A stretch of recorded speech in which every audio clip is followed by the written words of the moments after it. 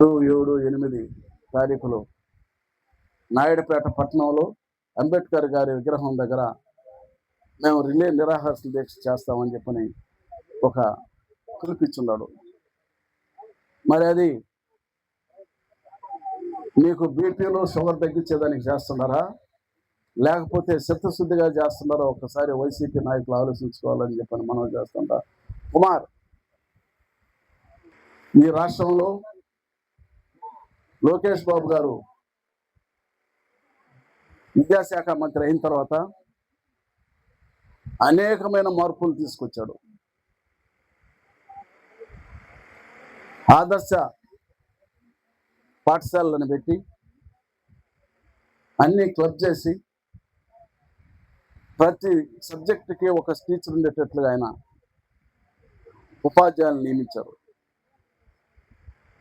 మరి ఎక్కడైతే వేరే స్కూల్కి పంపించారో ఆ పిల్లలందరూ కూడా నెలకు 600 రూపాయల చొప్పున టెన్షన్గా వాళ్ళకి అకౌంట్లో వేసేటట్టుగా కూడా వాళ్ళు ఆటోలోనో లేదా దేంట్లోనో పోయేదానికి అవకాశం కల్పించారు.